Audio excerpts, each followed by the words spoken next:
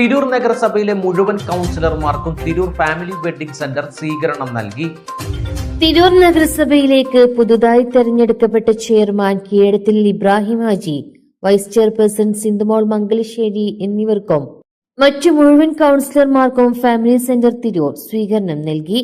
Kerala state hotel and restaurant association vice president P Abdurahman ചടങ്ങ് ഉദ്ഘാടനം ചെയ്തു. നഗരസഭാ ഭരണസാരഥികളുടെയും വ്യവസായ സ്ഥാപനങ്ങളുടെയും ഒന്നിച്ചുള്ള മുന്നേറ്റം, വാണിജ്യ വ്യവസായ കലാ സാംസ്കാരിക പൈതൃകങ്ങളെ കാത്തുസൂക്ഷിക്കുന്ന തിരൂരിന്റെ വികസന രംഗത്ത് പുതിയ കാൽവെപ്പാകുമെന്ന് ഉദ്ഘാടന പ്രസംഗത്തിൽ അദ്ദേഹം അഭിപ്രായപ്പെട്ടു.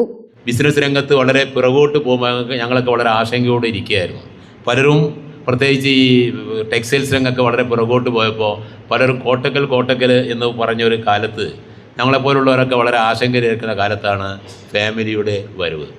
ഫാമിലി ആദ്യം വന്ന് ബന്ധപ്പെടുന്നത് ഭാഗ്യവശാൽ ഞങ്ങളുമായിട്ടാണ്. അങ്ങനെ ഞങ്ങൾ കൊടുത്ത ഒരു പ്രചോദനവും ആവേശവും ഒക്കെ ഉണ്ടായിരുന്നത് മറ്റുള്ള ആളുകൾക്ക് വളരെ ആശങ്കയോട് കൂടിയിട്ടാണ് ഫാമിലിയെ കണ്ടിരുന്നത്. പക്ഷേ അവരുടെ ഈ ടീം വർക്കേഴ്സിൻ്റെ ഈ 240 എന്നല്ല, ശരിക്കും അതിൽ കൂടുതലുള്ള ടീമിൻ്റെ ഒരു വലിയ വിജയമാണ് ഫാമിലി.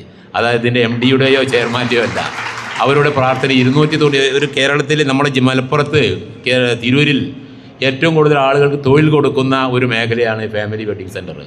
അത്രമാത്രം തൊഴിൽ കൊടുക്കുന്നൊരു മേഖല 296, 300 ഈ റംസാനായാൽ 600 ചില ആളുകൾ വരെ തൊഴിലെടുക്കുന്നൊരു മേഖലയിൽ അവരുടെ സമീപനവും അവരുടെ പെരുമാറ്റവുമാണ് തിരൂരിൻ്റെ വസ്ത്രവ്യാപാര രംഗത്ത് പൊളിച്ചെഴുതിക്കൊണ്ട് ഫാമിലിയിലേക്കുള്ള ഒരു ഒഴുക്ക് തുടങ്ങാൻ കാരണമെന്ന കാര്യത്തിൽ ഒരു സംശയമില്ല. Family wedding centre managing director KT Abdussalam ചടങ്ങിൽ അധ്യക്ഷത വഹിച്ചു. Family wedding centre general manager MKB Muhammad സ്വാഗതം പറഞ്ഞു. Municipal chairman Keezhadathil Ibrahim Haji, vice chairperson Sindhumol Mangalassery, Gafoor P. ലിലീസ്, നിർമ്മല കുട്ടിക്കൃഷ്ണൻ എന്നിവരെ ചടങ്ങിൽ ആദരിച്ചു. മുനിസിപ്പൽ മുൻ chairperson AP Naseema, chamber of commerce secretary Shabeeb, 16ാം വാർഡ് കൌൺസിലർ അഷ്റഫ് തറമൽ തുടങ്ങിയവർ ആശംസകൾ നേർന്നു. ഓരോ മേഖലകളിൽ വരുമ്പോഴും ഓരോ പ്രശ്നങ്ങൾ വരുമ്പോഴും സ്ഥാപനങ്ങളെ ചൂഷണം ചെയ്യപ്പെടുന്ന ചില അവസ്ഥകളൊക്കെ തന്നെയുണ്ട്.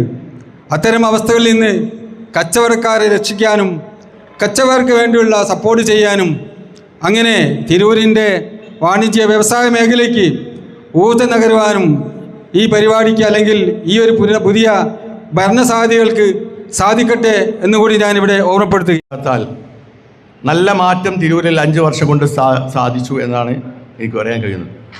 ഫാമിലിയും വളർന്നു, തിരൂരും വളർന്നു. ഫാമിലി വികസിച്ചു, തിരൂരും വികസിച്ചു.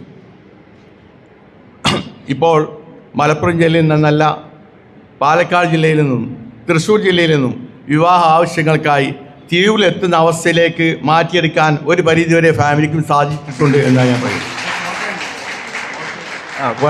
കോട്ടയത്തു നിന്ന് ആൾ വരുന്നതാണ്. ഏതായാലും ഇനിയുള്ള കാലങ്ങളിലും തിരൂരിൻ്റെ വളർച്ചയ്ക്ക് മുന്നോട്ടുള്ള യാത്രയ്ക്ക് നല്ലൊരു സൗന്ദര്യമുള്ള സിറ്റിയായി തിരൂരിനെ വളർത്തിയെടുക്കാൻ ഈ ഭരണസമിതിക്ക് കഴിയട്ടെ എന്ന് ആശംസിക്കുകയാണ്. വികസന രംഗത്ത് ഇവിടെ ഡ്രെയിനേജിൻ്റെ കാര്യമാണ് പറഞ്ഞത്. ഡ്രെയിനേജിൻ്റെ കാര്യം ദീർഘകാലമായി വരുന്ന എല്ലാ കൗൺസിലുകളും ഇതിൻ്റെ ശ്രമങ്ങൾ അവരെ കൊണ്ട് കഴിയുന്ന രൂപത്തിൽ നടത്തി പോരുന്നുണ്ട്.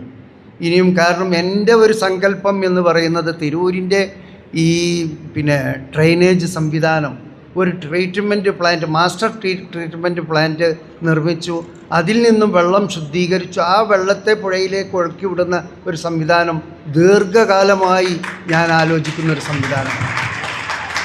അതുപോലെ തന്നെ നമുക്ക് ഇവിടെ ഈ ട്രാഫിക് ഇനിയും ഇവിടെ വർദ്ധിക്കാൻ പോവുക. ഇപ്പോൾ ലുലു മാളൊക്കെ വന്നു കഴിഞ്ഞാൽ ട്രാഫിക് വളരെ പ്രയാസപ്പെടും. അപ്പോൾ ആ ട്രാഫിക് സംവിധാനങ്ങളൊക്കെ വീണ്ടും പുതിയ സംവിധാനത്തിലേക്ക് വരേണ്ടതുണ്ട്. അതിന് റോഡ് വികസിക്കണം. റോഡ് വികസിക്കുമ്പോൾ ആ സ്ഥാപനം നടത്തുന്ന നമ്മളെ ഇവിടെ ബിസിനസ് ചെയ്യുന്ന സ്ഥാപകരെ അതിന് സഹകരിക്കണം. മുനിസിപ്പാലിറ്റിക്കകത്തുള്ള മുഴുവൻ ജനതക്കും നൽകുന്ന ഏറ്റവും വലിയ അംഗീകാരമാണ്. മാത്രമല്ല, ഈ ഒരു സ്വീകരണം നൽകിയതോടുകൂടി ഒരു കാര്യം ഉറപ്പായി, ഇനി കൗൺസിലർമാരൊന്നും മറ്റു കടകളിലേക്ക് പോകേണ്ടി വരില്ല, ഇവിടുത്തെ സ്ഥിര കസ്റ്റമേഴ്സായി മാറുമെന്ന്. ഈ ബിസിനസ്സിൻ്റെ ഇത്തരം തന്ത്രങ്ങൾ മേയുന്നത് ആരാണ്? സലാമാണോ അതോ ഭാര്യയാണോ മുഹമ്മദാണോ എന്ന് എനിക്കറിയില്ല.